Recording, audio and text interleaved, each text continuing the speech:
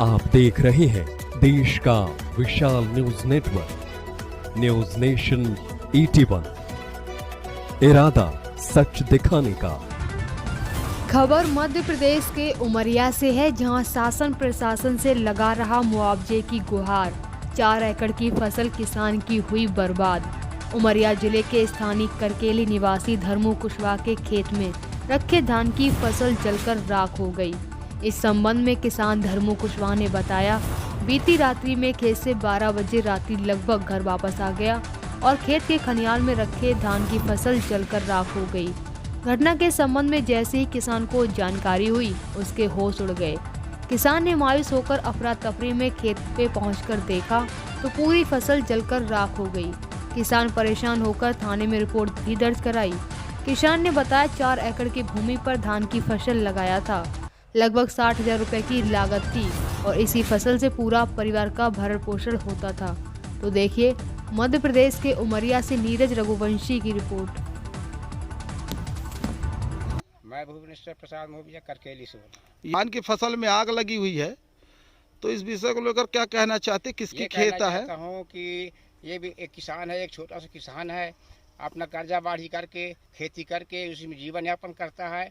और इस बेचारे का समस्या गई तो शासन से निवेदन है कि इनकी कुछ मदद, जितनी लागत लगी है उसके माध्यम से ये अपना निर्वाह करने के लिए उनको मदद करें। कितनी एकड़ में खेती थी इसकी? ये लगभग 4 एकड़ की जमीन में। कितना निकलता धान इसमें? लगभग इसमें लगभग 80 से 100 तक निकलता। अब कितनी लागत लगी होगी इसमें? अनुमानित लागत तो 100 के लगभग, 1 के लगभग है, लेकिन फिर भी 80 निश्चित है। खाद भी लिए, बीज भी लिए और सिंचाई भी दिए। 80,000। तो अब आप क्या चाहते हैं? आप ये हम चाहते हैं कि शासन हमारी अच्छी तरह से मदद करे। हम गरीब आदमी हैं वो बेचारे, और इसी पर निर्भर रहते हैं।